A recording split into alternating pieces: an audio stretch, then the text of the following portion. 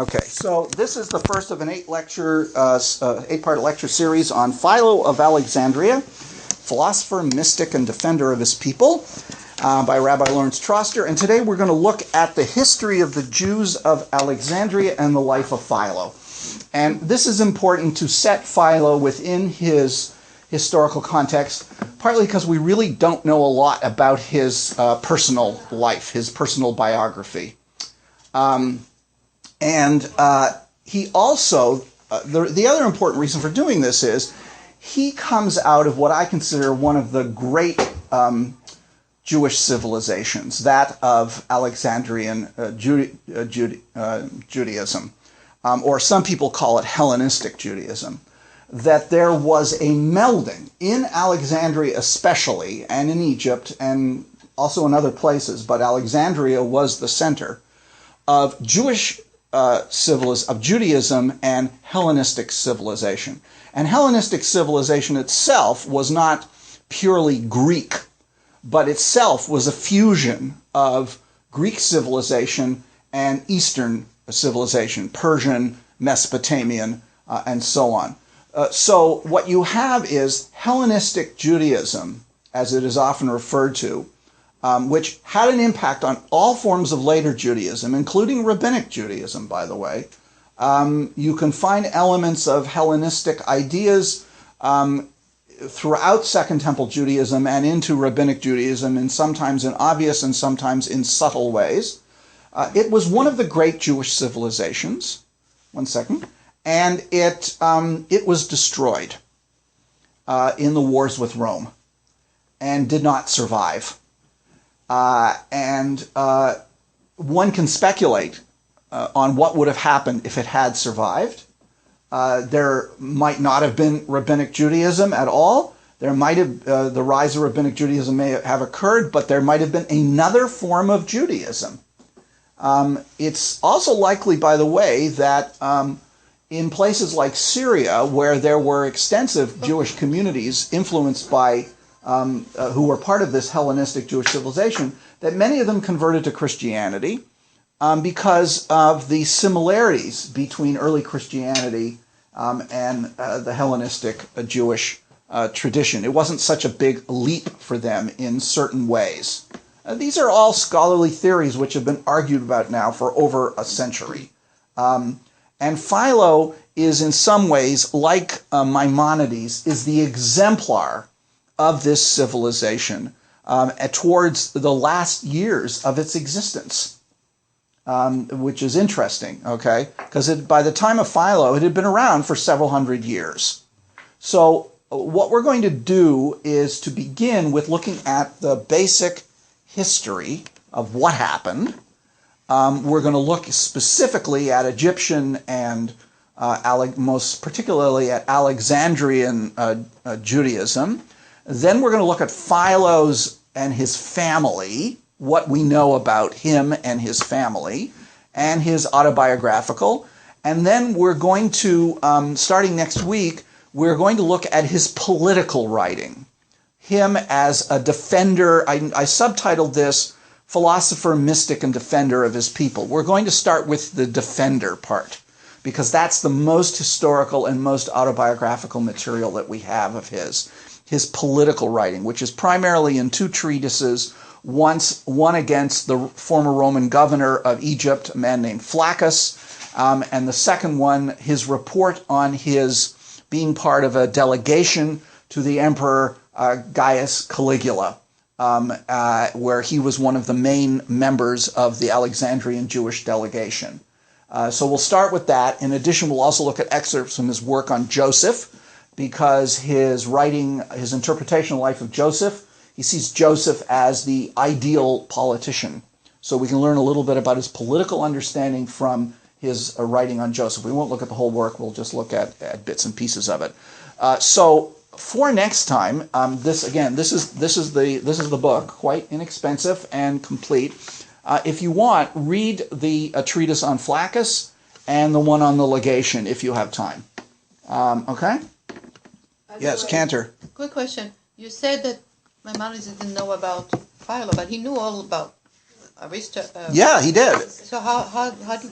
Because Philo really didn't. Don't forget, Maimonides was reading Aristotle and the various other Greek philosophers in Arabic translations, and Philo was, as far as I know, was never translated into Arabic.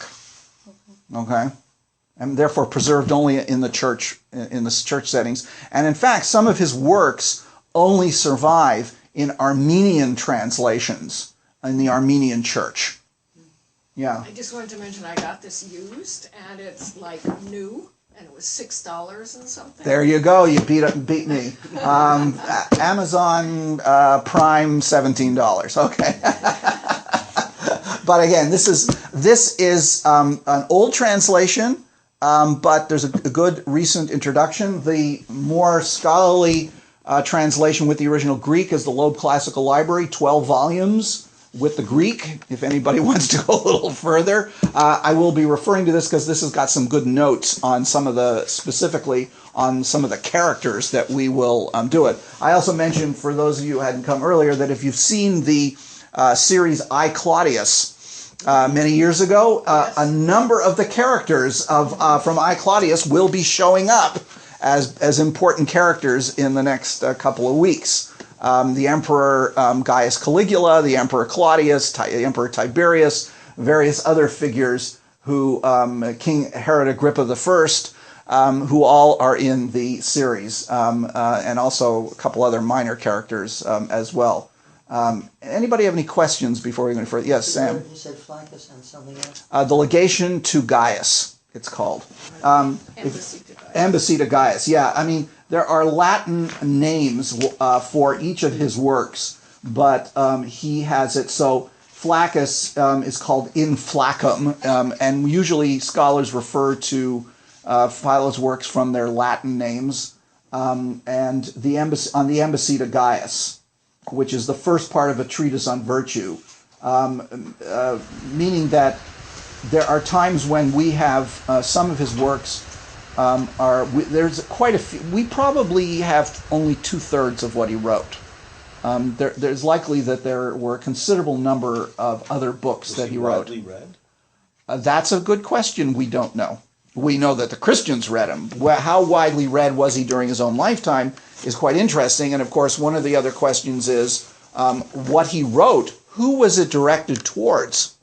And as you will see, some of his works were directed at his own community. Others were directed at non-Jews, primarily. And others were directed at an elite group of philosophically minded Jews, just as Maimonides directed the Guide for the Perplexed at the same group in his own day. Yeah. Could you explain the Roman use of Greek and Latin?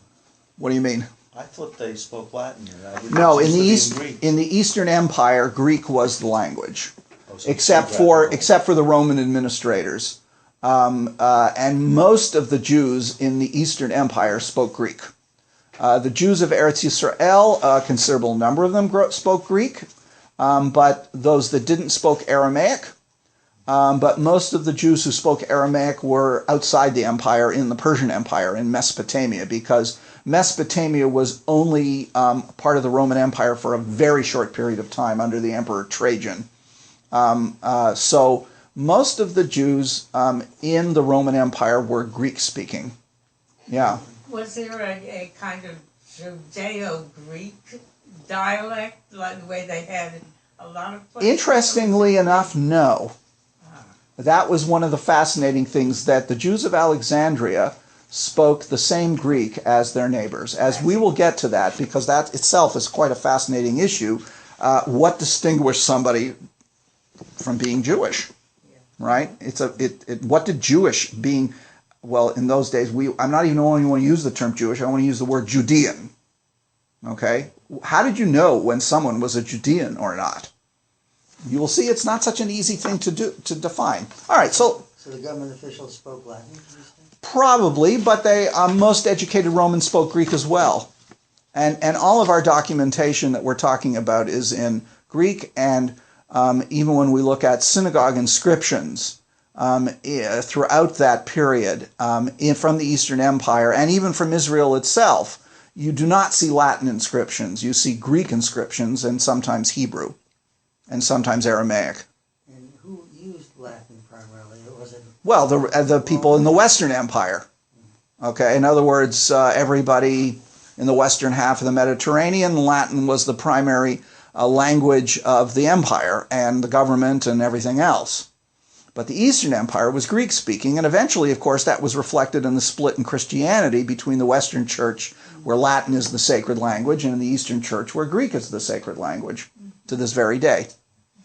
Okay? Okay, so let's take a look, first of all, at the timeline that I've given you. Well, no, you know what? Let's first, let's look at the, go to page 3, and take a look, first of all, well, I'll tell you what to do. Try and keep the map in front of you while we go through the timeline if possible. Okay, keep your finger on that, the first map, number 3, the map of the Hellenistic kingdoms at the time of the death of Alexander. So, when did Jews first come back to Egypt? The earliest evidence for any Jews living in Egypt was the Jewish military colony at Elephantine, which was the southern border of Egypt. It was sort of the border between Egypt and Nubia. There's an island in the middle of the Nile at that point that looks like an elephant from the side. And there was a Jewish military colony that was founded around the year 650 BCE, meaning before the destruction of the first temple. The exact date is a matter of some dispute, but nonetheless, it's very likely that it was around that time, and that very likely it was founded by the Assyrians. In other words, when the Assyrians took over the area and conquered, they got they took some Judeans, military people, and they used them, because this was not unusual for empires to use various groups of their people as militaries. It was a mercenary colony that lived in Elephantine for hundreds of years. It was Aramaic speaking, and the community eventually was died out for a variety of reasons. Interestingly enough, they built their own temple there to God, where they did sacrifices. And why do we know about them? Because during excavations of Elephantine in the late 19th century, they found a ton of papyri there, many of which come from the Jewish community there. The community, as I said, died out, and later on nobody knew of their existence. If you look at the timeline, you'll see that in 410 BCE, the locals destroyed the temple. In Elephantine, we know because there was a letter that the people there wrote to the high priest in Jerusalem asking them directions on whether they can rebuild it or not. Yeah. When it's a military colony, does that mean with families? Oh, yeah. And they undoubtedly intermarried with locals, but they maintained their specific Jewish identity, although there was a certain amount of syncretism with local Egyptian religion. But again, this is a group that in some ways is really not a part of our story, but it's an interesting historical fact. We know that when the first temple was destroyed, a number of probably hundreds of Jewish refugees fled Judea and went to Egypt, including Jeremiah. And we have text for this in the Bible, in the book of Jeremiah and in the book of 2 Kings. We don't have to look at it, but there's some, come on in guys, there is significant, there's a significant part of the chapter 40 to 43 of the book of Jeremiah. It talks about his experience in Egypt, and it's very likely that he died there. If you want to give these to the Ellises. But we don't really know anything further about that group. I mean, where did we know approximately where they lived. We don't know, what happened to them. But who knows? They could have been there. In other words, there's a possibility that there was continuous Jewish existence of some sort from the 6th century BCE. You'll see that a significant period is, of course, during the Persian period, when Cyrus the Great conquered the Babylonians and eventually Egypt. We know that the Persians were quite good to the Jews. the Judeans. They allowed the Second Temple to be rebuilt. We know nothing of Jews in Egypt at this time from Persian sources. There's actually very little that we know about this period at all. But the really important part comes with the conquests of Alexander the Great, starting in 334. Alexander the Great, of course, is a Macedonian. He's not Greek. His father had conquered all of the Greek city-states, and Alexander then invaded the Persian Empire and conquered the Persian Empire in his short life. He conquers Judea, and he founds, are people finding it hot in here? He founds a number of cities throughout his empire named after himself. There's more than one Alexandria, but the most critical one is the one he founds in Egypt, on the coast of Egypt, which becomes one of the most important cities, if not the most important city, in the Eastern Mediterranean, and one of the largest cities in the ancient world, even during the Roman Empire. Did they all start as military posts? No, this was colonies. In other words, he settled Greeks and Macedonians there. What happens is that, and you can see this from the map on page 3, is that when he dies, his kingdom is divided up by his generals. Okay? So the largest of which is the Seleucid kingdom. The Ptolemies, and again, these are named after his generals, Seleucus and Ptolemy, basically controls all of Egypt, North Africa. You see Cyrene is Tunisia. Initially, the Seleucids actually controlled Eretz Yisrael, the land of Israel, but fairly soon afterwards, the Ptolemies took it over very quickly. And then you'll see there were several other, smaller groups in what we call Turkey and in Greece. The Maccabees? What? At the time of the Maccabees? No, this is way before the Maccabees. This is 150 years before. Took over way Yeah, before. absolutely.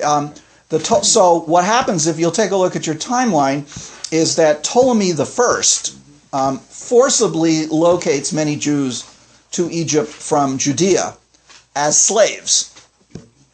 So there was, first of all, forced relocation of Judeans, but Alexandria, and he settles them in various places throughout Egypt, but Alexandria, like here, this map which I didn't give you, you'll see, because it also includes medieval settlements, but there are numerous Jewish settlements throughout Egypt during this period of time. But the largest was Alexandria. Okay? And what happens is that the second Ptolemy the second Philadelphus, these are appellations they were given, emancipates the Jews, meaning he sets them free, and he settles them on various parts of land. And according to, as you will see, Alexandrian Jewish legend, he was the one who instigated the translation of the Torah into Greek, the Septuagint, which is what LXX means, because they brought 70 scholars from Judea. And we're going to look at part of that legend. So for one reason or another, by the time of the second Ptolemy, Jews were now free to practice their livelihood. Jews moved voluntarily because Alexandria was becoming such a major commercial center. And since the Jews were part of the Ptolemaic kingdom, it was the center of life.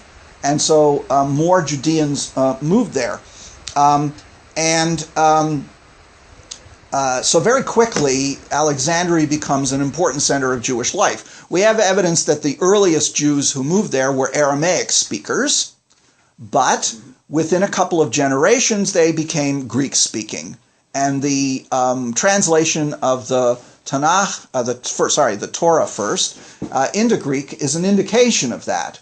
that they no longer spoke Hebrew or read Hebrew or Aramaic, and therefore within a couple of generations they were completely Greek-speaking. That in itself is the most significant element of the evolution of what we call Hellenistic Judaism. The Septuagint became the primary text for this group of Jews. In Egypt also? Anywhere where Jews spoke Greek. Okay, So the land of Israel too? Yes, everywhere. Now, Ptolemy the third. Now, sometimes you see, by the way, there's an overlap of ruler dates. That's because they often appointed their son as co-king towards the end of their lives. This, by the way, was something that they got from the ancient Egyptian pharaohs. It was not uncommon. Our earliest evidence for any synagogue anywhere comes from this time, from inscriptions from the time of Ptolemy III Euergetes. It's because we have a synagogue inscription that you will see dedicated to him and his wife Bernice. Okay, so this is the earliest archaeological evidence for a synagogue, comes from Egypt. And yes, the first plaque, exactly. And in fact, we have about a dozen such inscriptions. So which date you're referring to? 246 to 221, Ptolemy III. The point is that we have a number, we don't have any ruins of synagogues found in Egypt. That may be for a variety of reasons, but we have inscriptions that have been found since the 19th century in a variety of things, as well as a cemetery that used to exist, doesn't exist anymore. What were these inscriptions on? They were on stone. There were stone inscriptions, which suggested, as Harvey said, they were a plaque in the wall. And dedicatory inscriptions in synagogues are as old as synagogues, as you see, right? Okay, the following... What did it say, like names of people? Yeah, well, usually, you'll see. Sometimes they mention the officials of the synagogue. We have donors listed. I mean, a whole variety of things. A lot of these inscriptions are fragmentary. We don't have the whole thing. I'm going to show you a few of them. The next Ptolemy apparently fell out with the Jews and tried to massacre them, but eventually reconciled to them. An important event is in the year 200 BCE when the Seleucids reconquered the land of Israel, and this was the beginning of events that led to the Maccabean revolt, by the way. One of the critical moments in this happened during the time of Ptolemy VI, known as Philometor, who allowed the high priest of Jerusalem, Onias IV, who had been forced out of power. And Onias was a descendant of Zadok. He was a Zadokite priest. The breakage of the Zadokite line, which occurred, was one of the things, by the way, which caused the creation of the Qumran community. But Ptolemy the sixth allows Onias IV, and Onias, by the way, is the Greek form of the word Choni or Hanania in Hebrew, to build a temple at Leonopolis, which is in the delta of Egypt. Then, of course, you have the famous persecutions of the Seleucid Antiochus IV, known as Epiphanes, and the revolt of the Hasmoneans, the Maccabees. And the Maccabees from 140 to 163 basically are ruling in Judea. There is a lot of contact between the Jews of Eretz Yisrael and the Jews of Egypt and North Africa, Cyrene. One of the great, if the first book of Maccabees was originally written in Hebrew as a kind of piece of propaganda of the Hasmonean kings around the year 100 BCE, there was the second book of Maccabees was written in Greek by a Jew from Cyrene, which, as I said, is Tunisia. Hang on. Right here. The second book of Maccabees is actually a paraphrase of the original work, which was much longer. So here you have a Jew in Cyrene, Jason, his name was, in Greek, writing this, essentially a biography of Judah the Maccabee, in Greek. So it's a great piece of, again, one of the great products of this civilization, as you'll see. There were numerous works that they wrote. And now, in 63 BCE, the Romans take over this whole area, and Egypt becomes a very important. And if you want to look at the map of the Roman Empire, which is on page 4, Egypt becomes a very important province in the Roman Empire. It's, originally the Romans dominated the area during the last Ptolemies, but then, and the last Ptolemy, by the way, was Cleopatra, the one we know, but she was, in fact, not the first queen named Cleopatra, by the way. She had many predecessors. She was the last Ptolemy, and when after her death with Mark Antony, the Romans took direct rule over Egypt. They would no longer, because that was typical. The Roman Empire consisted of areas where there were vassal kings and other areas where there was direct Roman rule by Roman governors. So why was Egypt so important? It was the breadbasket of the empire. Much of the wheat that was eaten by the Romans in the city of Rome came from Egypt. And in fact, the access to that was extremely important.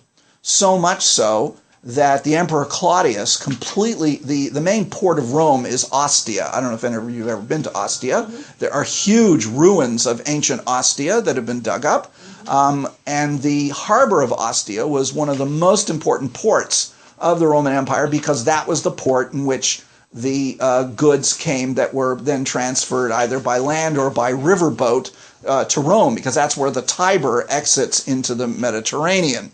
So it was so important that the Emperor Claudius completely rebuilt the harbor because the previous harbor was subject to a lot of, it wasn't well built, was subject to a storm, when it got stormy, and speculators used that to jack up the price of wheat. So Claudius completely rebuilt it so that it would be a lot better to allow it in. So Egypt was strategically incredibly important to the Roman emperors, which is why they didn't want any trouble there. And of course, the main center of Egypt was Alexandria. It had a huge population, probably over as much as 1 million people lived in Alexandria during the Roman Empire period. You'll see here, again, we'll just finish up the timeline. The names of the places, are they current with the period, or they were given? Current with the period. These are the official Roman names of the provinces. Okay? Palestina is really only after the Jewish revolts. In other words, before that, in fact, what we call this area was subdivided into more than one area, some of which were directly ruled by Rome and others were ruled by descendants of King Herod. It was only called Palestina after the year 70. By the Romans? By the Romans. They wanted to stop calling it Judea because it was actually after the Bar Kokhba revolt, I believe. They wanted to eliminate any idea of Judean nationalism. Okay, so we know that Philo was probably born around the year 20. We don't know exactly, BCE. His brother, who became the Alabarch, and we'll discuss what that means, his brother Alexander was probably born 10 years later. It seems that Philo was the eldest of the family. We know another critical point in 32 CE, Aulus Avilius Flaccus, again there's that triple Roman name, was appointed as the prefect, which is the governor, of Egypt by the Emperor Tiberius.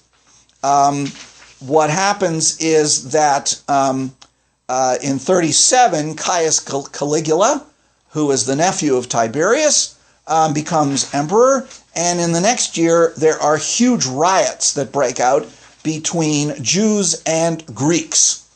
The population of Alexandria was divided into 3 groups: native Egyptians, Greeks, meaning essentially Greeks and Macedonians, by the way. By the way, the Ptolemies were all Macedonians. They were not Greek. They were ethnically Macedonian.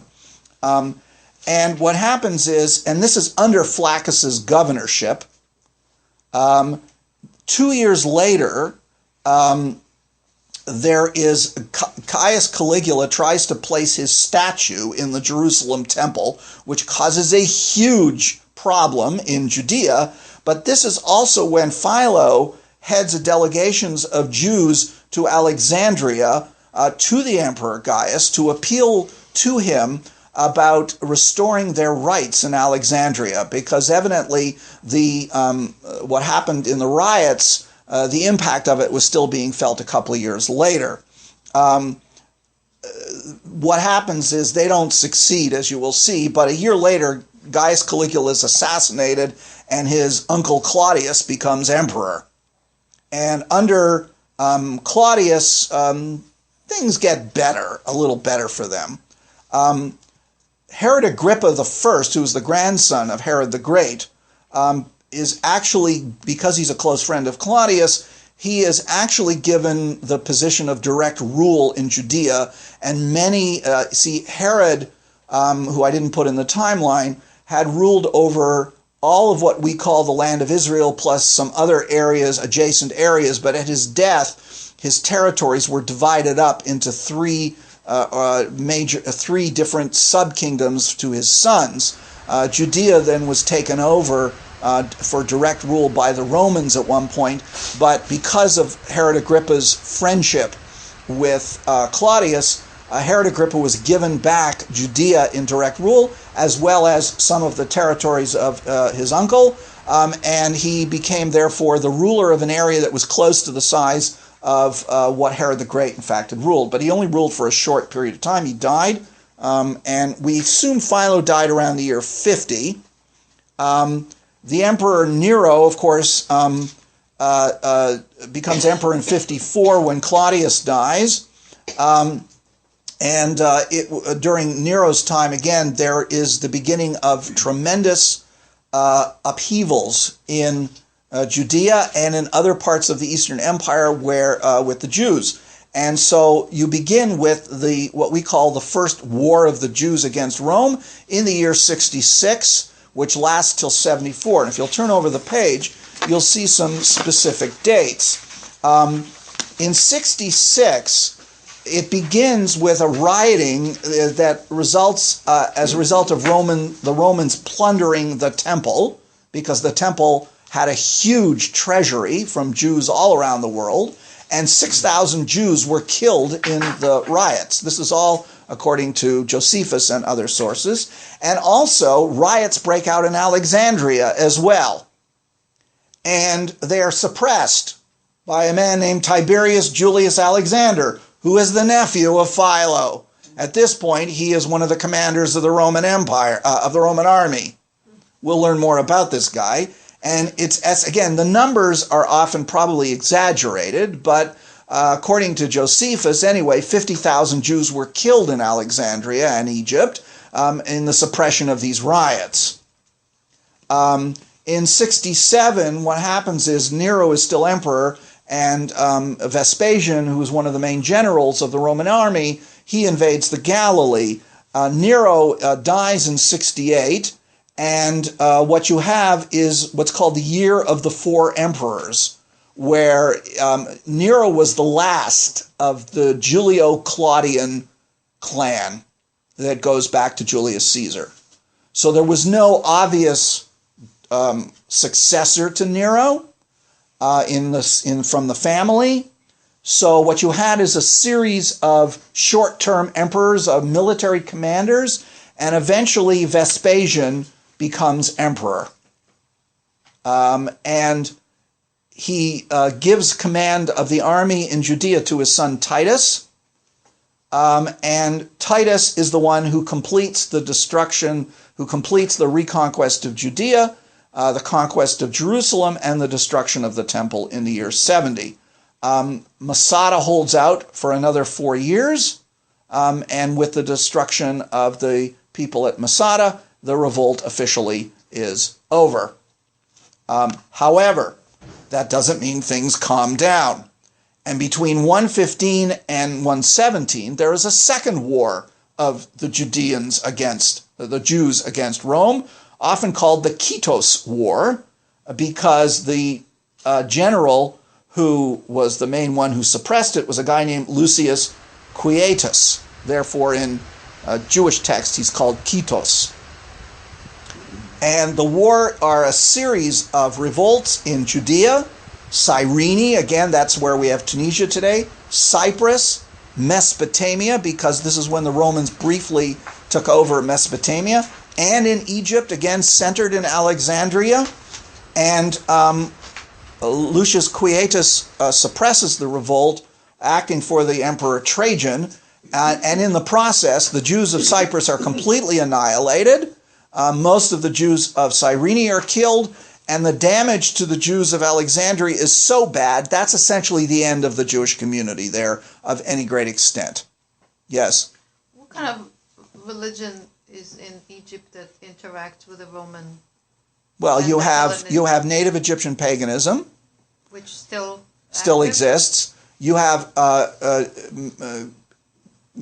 Greek/Macedonians who are doing a kind of mix between Egyptian and Greek religion. The Ptolemies sort of did that. You undoubtedly had some who were still like worshiping Greek paganism, and you had Jews. And also by this point, I don't know when the Christian community was founded in Egypt, but it's a very old community, by the way. Which one? The Christian community. Egypt is one of what we now call the Copts. They're one of the oldest Christian communities in the world. Okay, so essentially that's the end of the community. And that is really, it's not until a couple hundred years later that there's any kind of Jewish community back in Alexandria, which eventually in the 5th century, because of the Christians, they're essentially expelled and you do not have really any kind of community there until the Islamic period. But it's in this revolt of 115 to 117 that Hellenistic Judaism, the center of Hellenistic Judaism in Alexandria, ceases to exist for all intents and purposes. Yes? Is there a reason why there were no revolts under the Greeks and so many under the Romans? Well, there was the Maccabean revolt. In other words, when you look at relatively speaking, there were few revolts. If you really think about it, there were only 4. Okay, the Bar Kokhba revolt is the final one.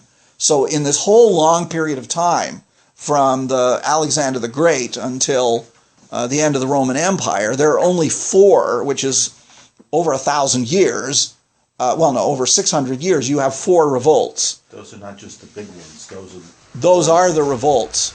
To some extent, the success of the Maccabean revolt is what caused some of the Jews in the second revolt against Rome to be inspired to revolt, unfortunately. Okay, and so on and so forth. It's a very interesting question. Why didn't the Jews revolt more? Why did they revolt? In other words, these are all very complicated questions, but the fact is there were only 4, and 3 of them were disasters. Yeah. So when Islam takes over Egypt, what do they find there? Like a mixture of... Yeah, well, by that point there are no pagans anymore. It's mostly a Christian...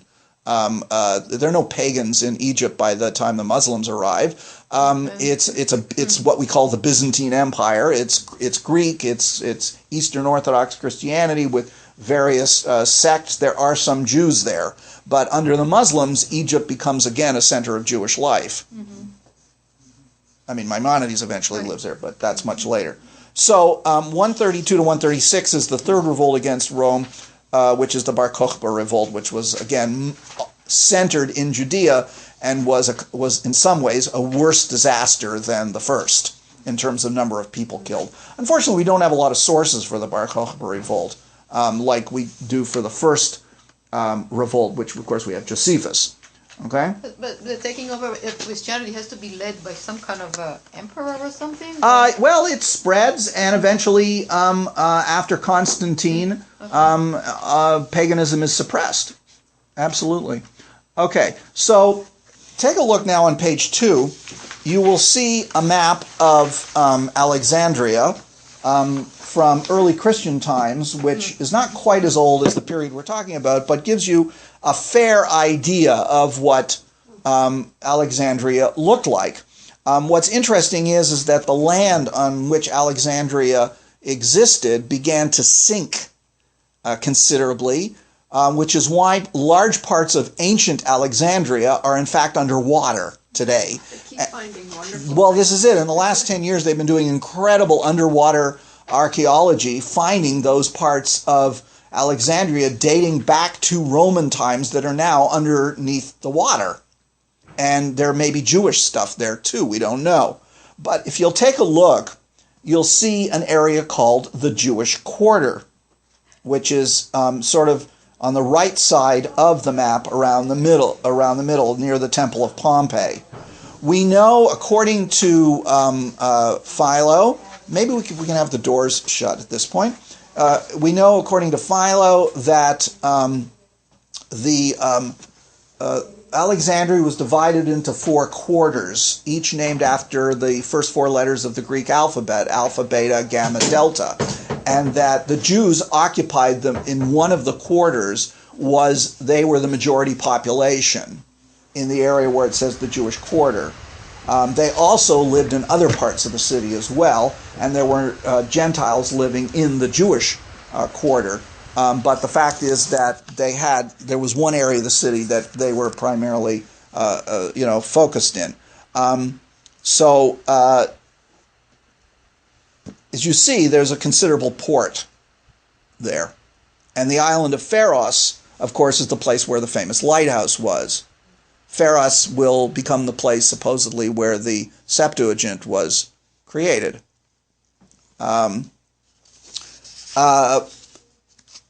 Okay. Any questions at this point? But it did. Jewish quarter is it's not clear on the map.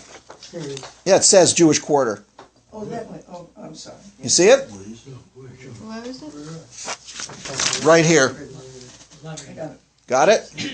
Sorry, it's the best. Didn't focus too well. Yeah, it didn't focus too well. Sometimes the photocopying doesn't come out, but it's right here. Early on, Yeah. way back, it talks about riots in Alexandria between the Jews and the Greeks. Yes, What were those? we'll get to that. Oh, Okay, that's one of those critical issues as to what happened. yeah. And why were they rioting? I mean, there's some very, very particular things that were going on there that had to do with the Jews' status. Okay? Their civil status. Okay, so let's take a look now on page 5 at some of the earliest sources for Alexandrian Jewry. And here is the first one that I mentioned to you, which is on page 5, the English translation. This is the earliest synagogue inscription that we have. On behalf of King Ptolemy III, Queen Bernice and his sister and wife, that was not unusual. It followed the ancient Egyptian things that the Ptolemies often married their sisters. All right, so that was an ancient Egyptian practice. His sister, his wife, and their children, the Judeans, dedicate the prayer house. Now, many translations will say the synagogue, but the Greek is proseuche, not synagogos. This is important. Most of the inscriptions in the diaspora refer to proseuche, prayer houses. This is because the origin of the synagogue is actually, the way we understand it, is a long history of several different institutions that eventually come together. In the diaspora, before the destruction of the Second Temple, synagogues were primarily places where Jews gathered to pray. That's why they were called proseuche. In the land of Israel, in Judea, the synagogue was a civic center because the temple existed and was called synagogos, which in Hebrew is Beit Knesset, house of assembly. It's the theory of many scholars that is exactly how the synagogue in Eretz Yisrael first evolved, that it was not a place of prayer, it was a place for civic affairs. All right? And in fact had become so in Hellenistic times, because in the earlier period, the center of civic life was the gate of the city. There were benches in the gate. The gates were rather elaborate affairs. That's where civic affairs took place. But in the Hellenistic period, following the influence of the Greek cities, that center of civic life migrated from the gate to a separate building in the town, a city hall, and that's where the synagogue probably evolved. Now, there are different theories about the origins of the synagogue. I call them the early, the middle, and the late theory. The early theory is that a place of Jews to pray that was non-sacrificial, in fact, occurred in the latter years of the First Temple. There's very little evidence of that. The middle theory is it started during the Babylonian exile in Babylon. We have some textual evidence for that in the Bible, from biblical texts we can trace to the Babylonian exile, but there's no evidence of a building. That we do have evidence Jews started to pray towards Jerusalem, but we have no idea whether they were praying together in groups in a special building or not. The late theory is based strictly on archaeology. And as you see, the earliest actual evidence we have is the 3rd century BCE, and that it comes from Egypt, and it comes from the diaspora. So this is the first one. And unfortunately, that's the best picture I could get. And if any of you read Greek, you can actually see down here where it says prosuche. Here's another one. This is the second one, which is from the... and by the way, this is not from Alexandria. This is from a settlement somewhere else in Egypt, a place called Skydia. But this is from Alexandria and dates from 37 BCE. And again, if you take a look at it, on behalf of the queen and king for the great God. That was a typical Greek term for the God of the Judeans, who listens to prayer. Alpus made the prayer room in the 15th year. So Alpus apparently was the guy who built he was probably a community official. And so that's from 37 BCE. And I originally was only going to give you 2, but then I decided to give you a third one, which is in fact earlier than that one. This is from a place called Xenophiris, which is 30 miles southeast of Alexandria, and dates to between 124 and 116 BCE, on behalf of King Ptolemy VIII, who's also called Eugenides, and Queen Cleopatra, the sister, and Queen Cleopatra, the wife. The Judeans of Xenophiris dedicated the gateway of the prayer house where Theodore and Achilleon were presiding. Theodore and Achilleon were the heads of the community, the Jewish heads of the community. Probably what were called the ethnarchs. Okay? So here, by the time we have any evidence of Alexandrian Jewry or Egyptian Jewry, it's all in Greek. There's no Hebrew on these inscriptions. And we know that they had places where Jews were gathering together to pray. Okay, so we also have texts. What would they pray? We don't know. We don't know. That's a good question. We have no idea what they were saying. All the discussion on the Mishnah is that's so many hundreds of years later, we don't know. I mean, there is some evidence they may have, in fact, said some form of the Shema, but we really have no idea what they were saying. They probably were studying the Torah, right? Because it had been translated. Why else translated into Greek? So the legend of the translation of the Torah into Greek comes from a work called the Letter of Aristeas. The Letter of Aristeas, which is not in the Bible, but was preserved by the Jews of Alexandria as an important sacred text, not a sacred text, but as an important text. It's now part of what we call often called the pseudepigrapha. It's not part of the Apocrypha. Supposedly is written in the 3rd century BCE, during the time of the Ptolemy, who was supposedly the one who ordered the translation of the Septuagint and who emancipated the Jews from slavery, namely Ptolemy II. We think that in fact it was written 100 years later. It's one of these things that's kind of pseudepigraphal. In other words, it's all right, and it's in the form of a letter from a guy named Aristeas, who's not Jewish, by the way. And in it, it talks about how the Torah got translated.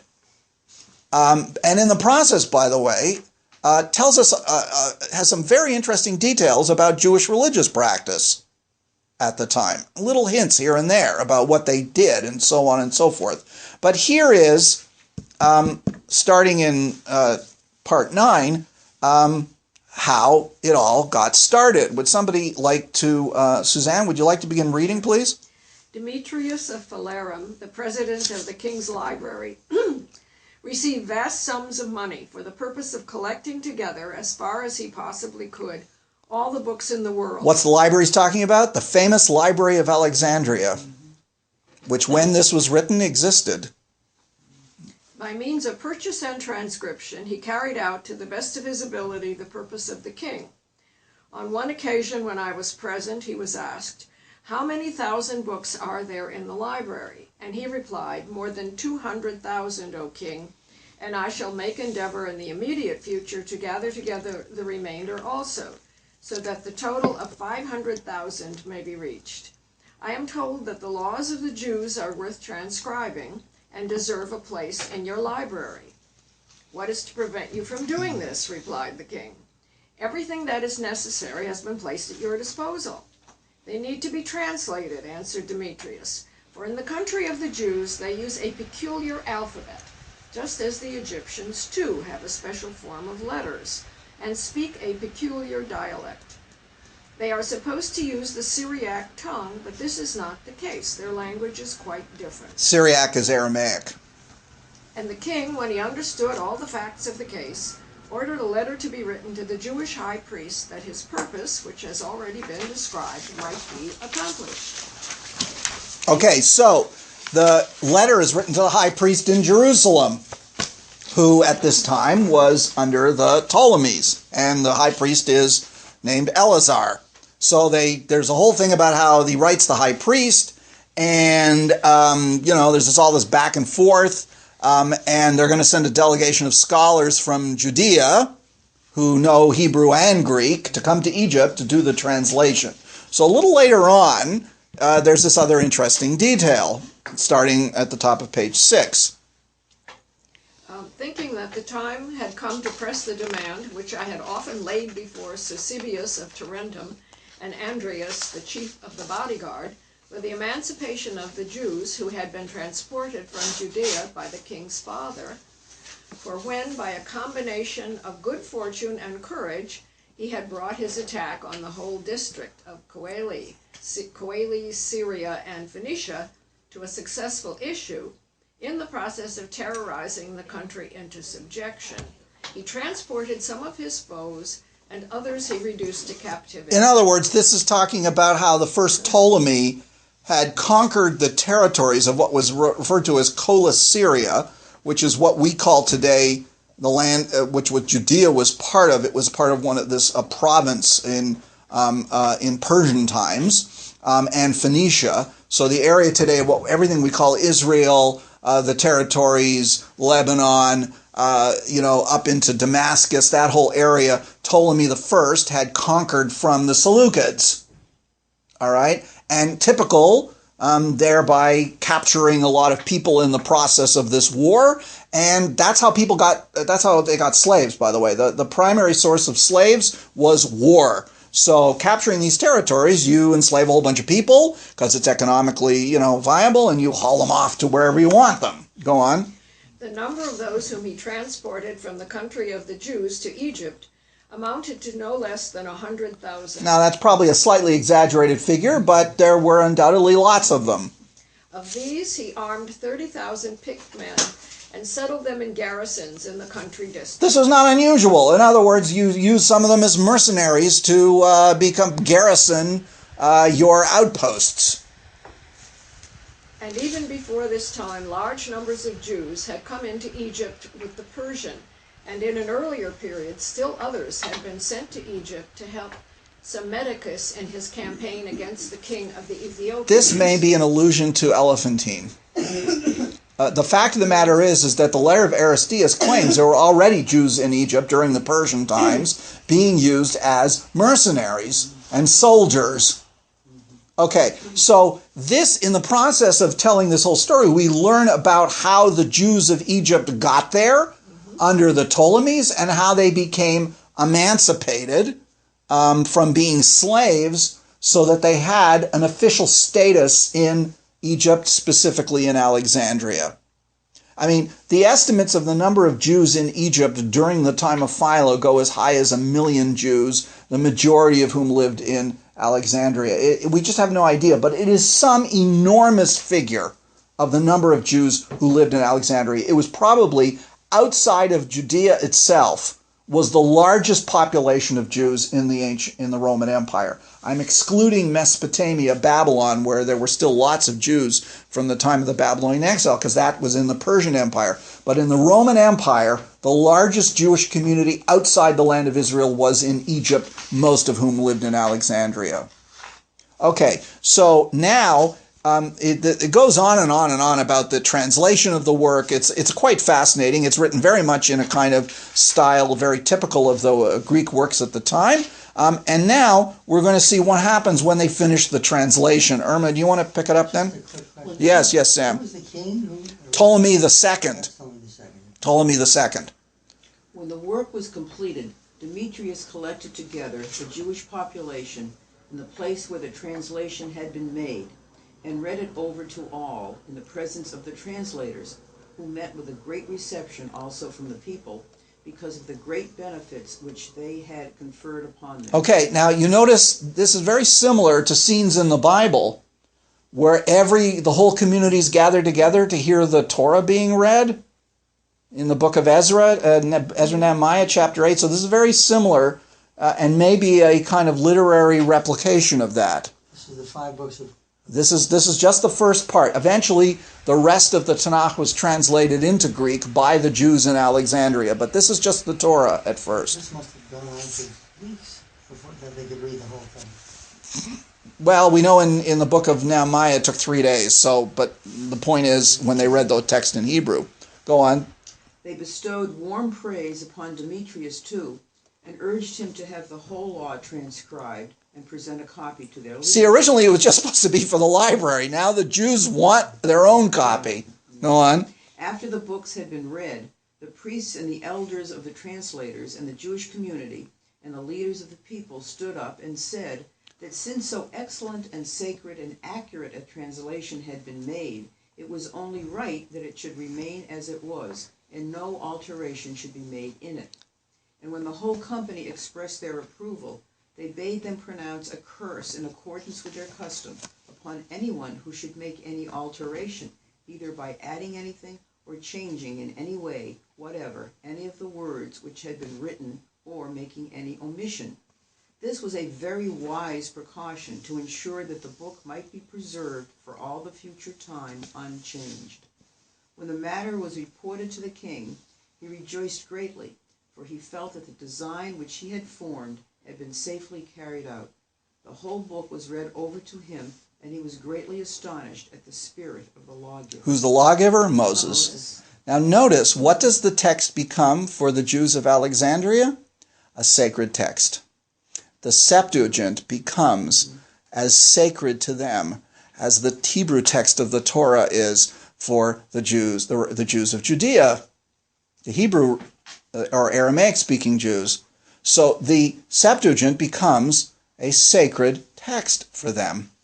Now, later on, by the way, there are other translations of the Tanakh into Greek, but the Septuagint becomes the primary one and is adopted by the early church as their version of the Hebrew, of the what they call the Old Testament. That was their.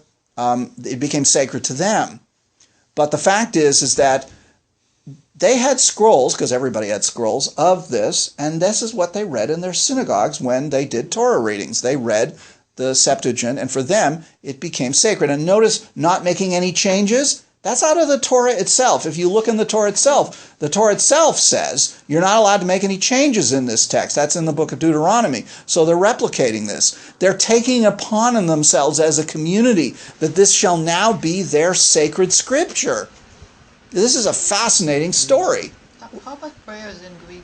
What? How about prayers in Greek? Well, that's the point. They would have been making prayers in Greek, okay? But nothing survived? I don't think so. Very little. Again, we can guess some of the things they were doing.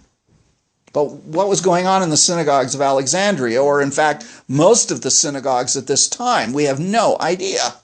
Yes, Sam, you had a question. So Demetrius of Phalerum was responsible for this, basically. He's the librarian of the Library of Alexandria, and he, according to this legend, he's the one who initiates the project, not the Jews. Of course, this is a legend. We don't know whether this was true or not. But why is it so important for them to have him and the King Ptolemy involved in this? To show how legitimate they are in Egypt. And this is part of this problem that was asked about the riots. The Jews constantly sought to be as legitimate in their citizenship in Egypt as the Greeks. Whenever I say Greeks, I mean Greeks and Macedonians, by the way.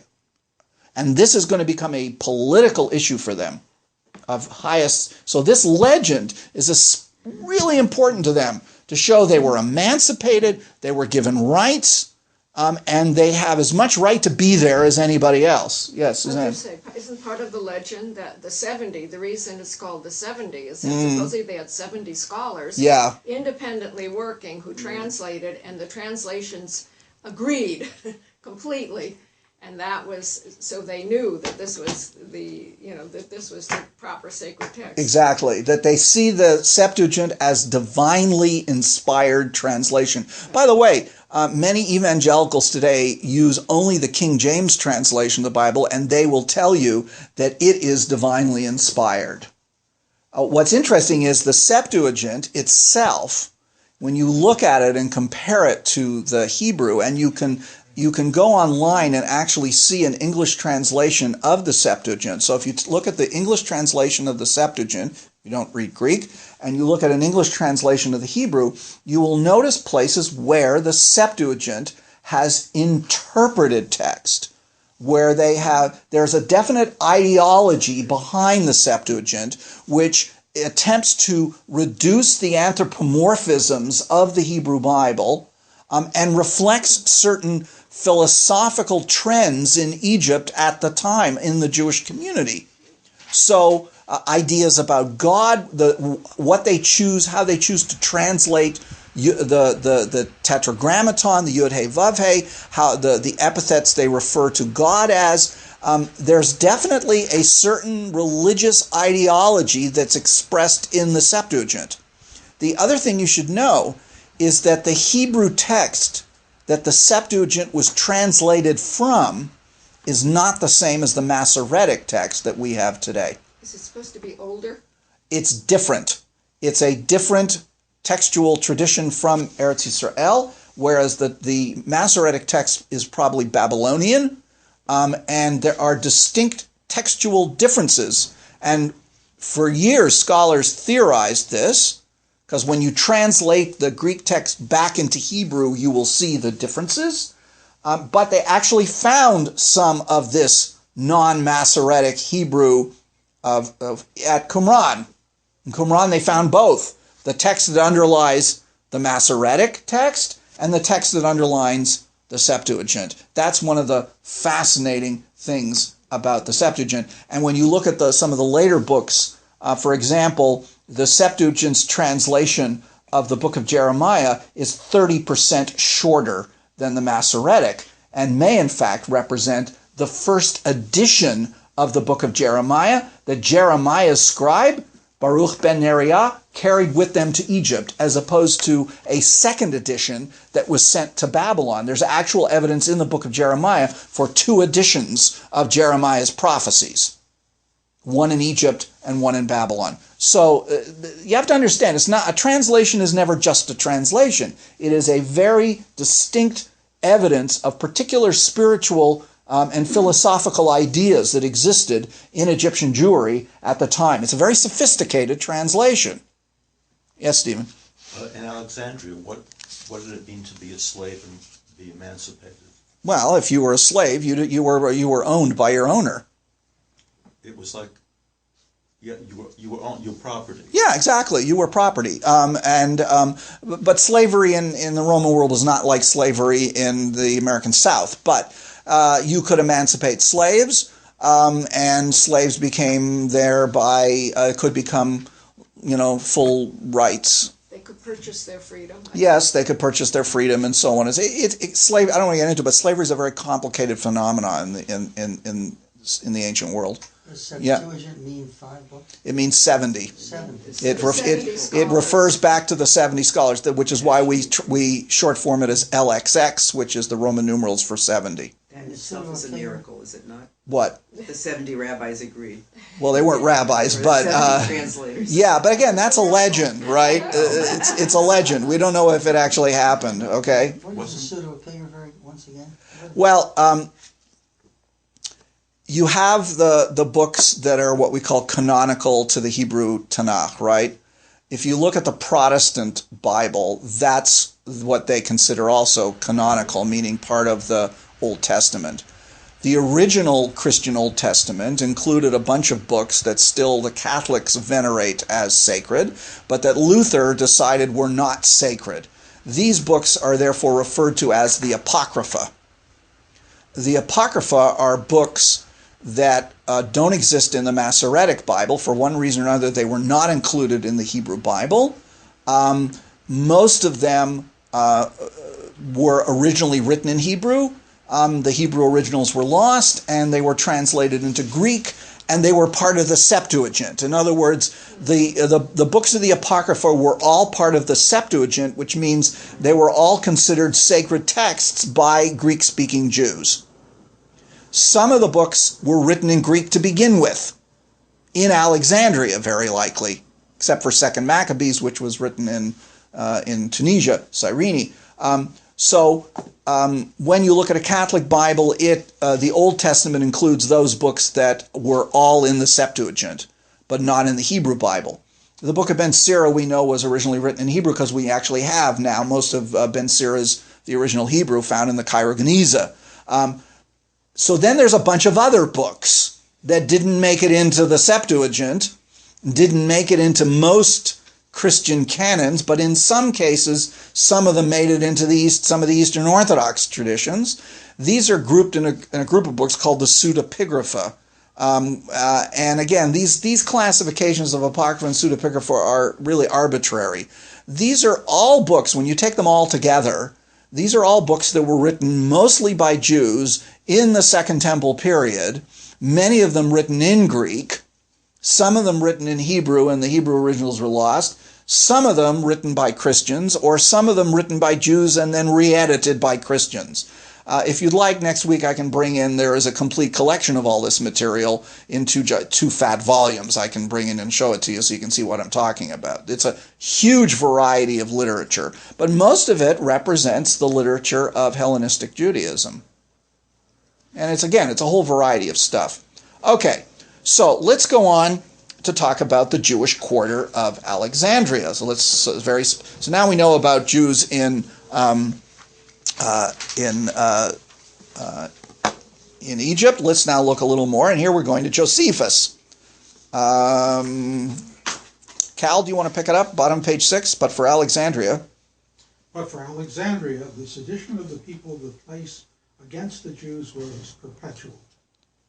And this from that very time when Alexander the Great, upon finding the readiness of the Jews in assisting him against the Egyptians, and as a reward for such their assistance, gave them equal privileges in this city with the Grecians themselves, which honorary reward continued among them under his successors, who also set apart for them a particular place, that they might live without being polluted by the Gentiles, and were thereby not so much intermixed with foreigners as before. They also gave them this further privilege that they should be called Macedonians. Now, Josephus is writing around the year 90, okay, CE.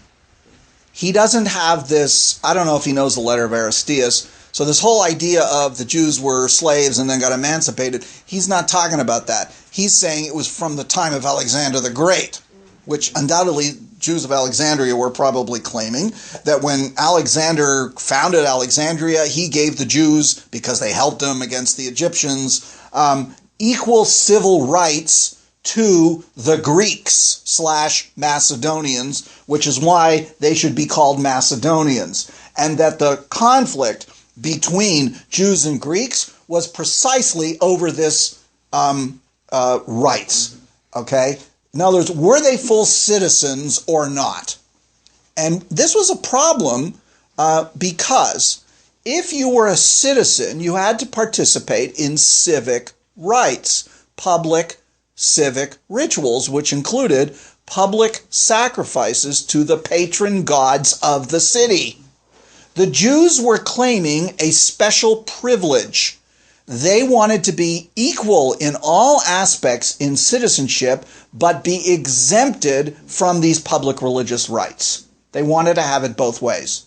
And the Greeks / Macedonians didn't want to give them citizenship if they didn't do the rest of it.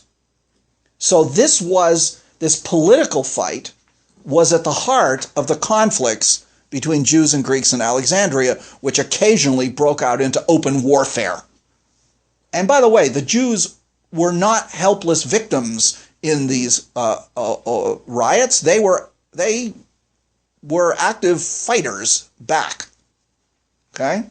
Just that usually the authorities sided with the Greeks.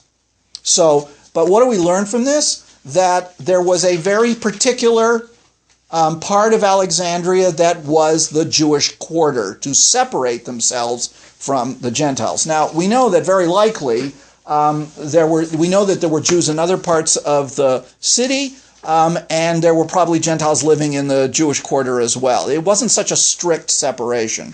Okay, let's take a look on the next page, which tells us a little bit more about this. This is from the Roman geographer Strabo, but quoted by Josephus. Cal, you want to read that too? It's on top page 7. Accordingly, the Jews have places assigned them in Egypt, wherein they inhabit, besides what is peculiarly allotted to this nation in Alexandria, which is a large part of that city. There is also an ethnarch around them, who governs the nation and distributes justice to them and takes care of their contracts and of the laws to them belonging, as if he were the ruler of a free republic. In Egypt, therefore, this nation is powerful, because the Jews were originally Egyptians, and because the land wherein they inhabit, since they went thence, is near to Egypt. They also removed into Cyrene, because that this land adjoined to the government of Egypt, as well as does Judea, or rather was formerly under the same government. So Strabo thinks the Jews were originally Egyptians because he's referring to the Exodus, going to Judea. You know, he doesn't know Jewish history that well. But the point is, at the time of Strabo, who was writing in the 1st century CE, notice what he says. He's saying there's this huge number of Jews in Alexandria and Egypt and also Cyrene, and they have a head. They're a self-governing community headed by a guy called the ethnarch, which means the ruler of the ethnos. And an ethnos is an ethnic enclave. And this was very common, by the way, going back to the Persian Empire, that the Persians, they divided their empire, very similar to some of the Roman provinces go back to the time of the Persians, by the way.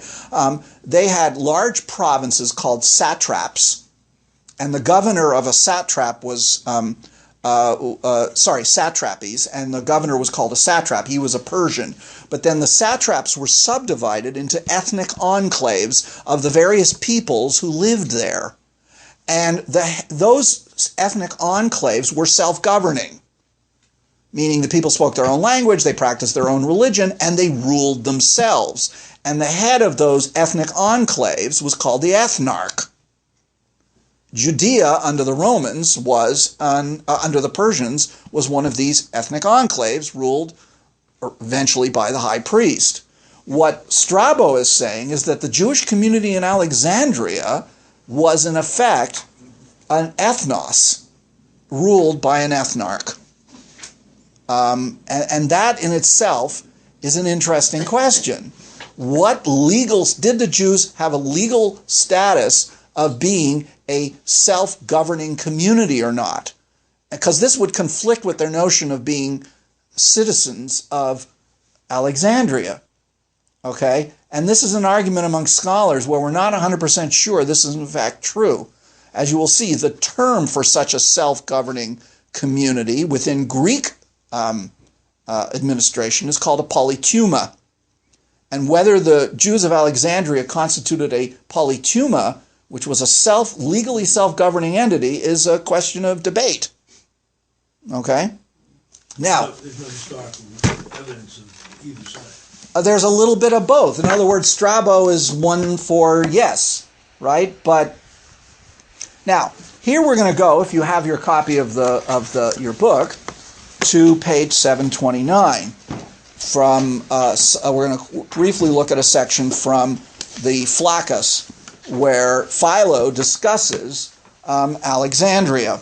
So if you go to 729, number 55, which is down in the bottom right corner, okay,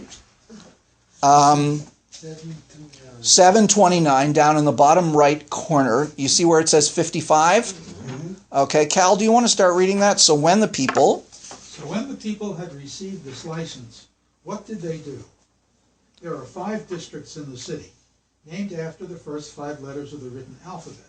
Sorry, I forgot one. Okay, so there are 5. Okay.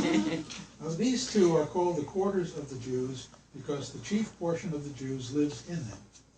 There are also a few scattered Jews, but only a very few, living in some other districts. What then did they do? They drove the Jews entirely out of 4 quarters and crammed them all into a very small portion of one. He's discussing the riots, okay? So I was wrong. They were in 2 quarters. So 2 out of the 5 quarters are primarily occupied by Jews. That's that's like, that's 40% of the population. That's Brooklyn and the Bronx. Yeah. So, again, we learn from Philo, who lives in Alexandria, something fairly accurate, that a significant part of the city is lived in by Jews. Okay, all right. So, according to the later rabbinic text, we know there were many synagogues in Alexandria because they're mentioned in the accounts of the riots of synagogues being destroyed, but there is a legend of the Great Synagogue of Alexandria. Now, I must tell you, Philo doesn't mention it, Josephus doesn't mention it. It's in rabbinic tradition, hundreds of years later, that they mention that there is a great synagogue in Alexandria, a huge synagogue. This is not impossible, by the way. Take a look at this. This is the ruins of a giant synagogue in the Turkish city of Sardis. Sardis was one of the largest cities of the Eastern Roman Empire, and it had an enormous Jewish community.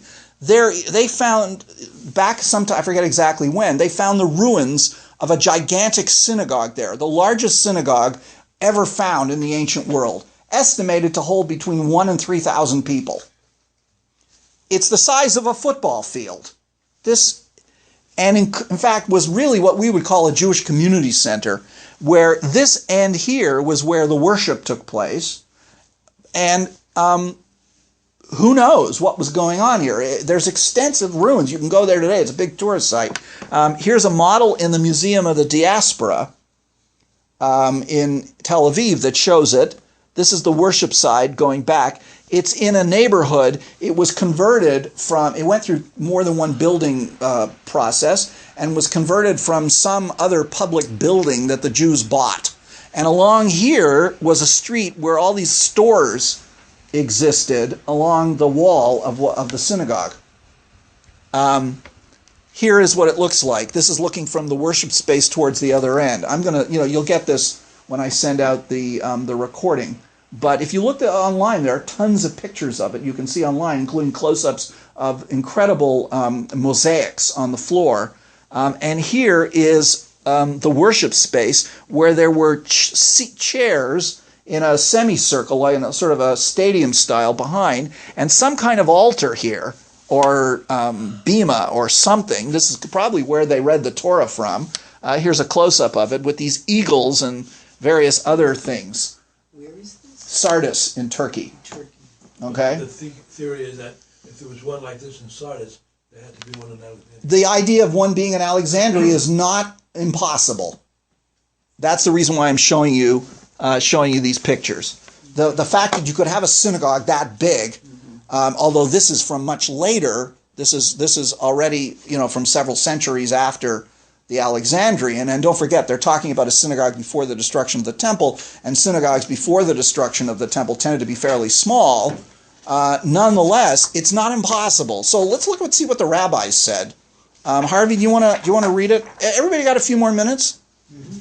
Okay. What's the 55 stands for? Chapter? It's for the line, for the paragraph. Do you have a chapter for me, or? No, it's just a paragraph. Okay. In other words, if you look this up, you'll see it's by paragraph.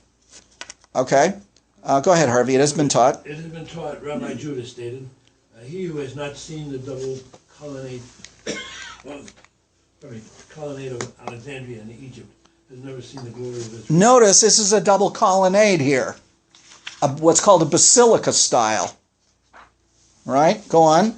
It was said that it was like a huge basilica, one colonnade within the other. Right. In other words, two sets of columns.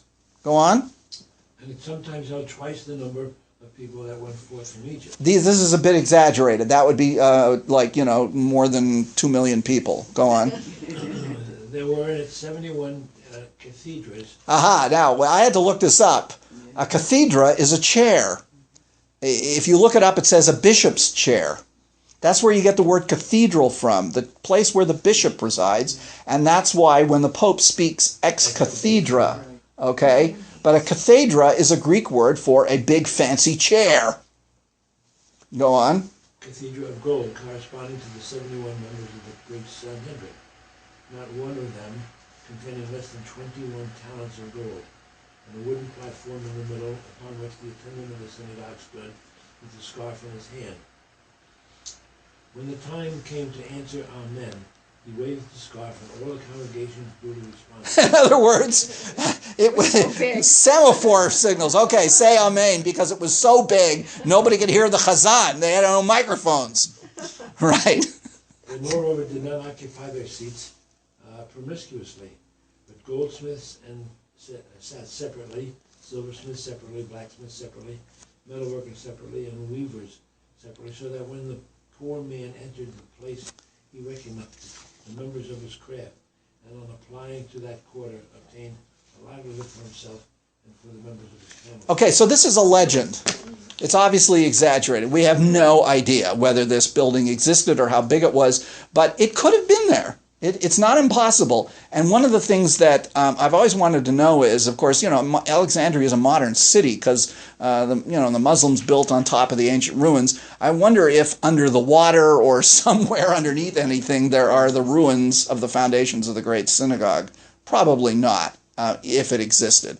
I want to conclude today, and we'll continue next week, with something really important you should know, which I talked a little bit at the beginning. How would you know, if you were walking around Alexandria, how would you know the Jews from everybody else? The answer is, it was not, you probably couldn't. Somebody asked about their language. Any indication is they did not have a dialect of Greek like later Jews in the Middle Ages did. In the Middle Ages, wherever Jews lived, they had a local dialect. Yiddish is the dialect of the Jews of Germany, right? But there was a Judeo-Arabic, there was a Judeo-Persian, there was a Judeo-Greek. There is no dialect. So there's no special accent that you would have noticed. Secondly, they didn't look any different from their neighbors. And how do we know that? Well, what I've given you here is from papyri of court records where where in Greek you see udaioi, which is Judeans, are witnesses or parties to contract from the Ptolemaic period. If you read through these, first of all, you'll see most of the names are Greek, don't look at all Jewish, but these are all Jews, and they don't look any different from the records of non-Jews. Okay? In other words, they didn't look any different than their neighbors. Thirdly, they didn't dress any different than their neighbors, and we know this. There's no indication that they wore tzitzit or some other kind of markings.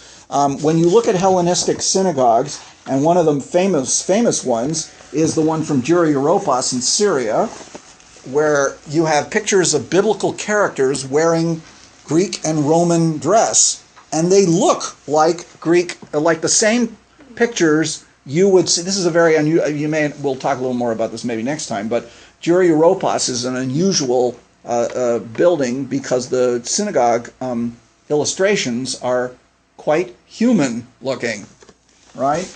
And in Dura Europos, you have all these biblical figures dressed in, except for some of them look like Persians. This is the book of Esther, but they all look like anybody else. So, secondly, there is no specific Jewish physical characteristics. They don't dress any differently. There are no Jewish professions. They're doing everything. So there's no, niche in the economy. Their names are all Greek. So how would you know the difference between a Jew and a non-Jew? By what they did. And circumcision for the males, but that was not for sure, because there were other peoples who practiced circumcision, but by the time of the Ptolemies it was rare, except for Jews, to practice circumcision.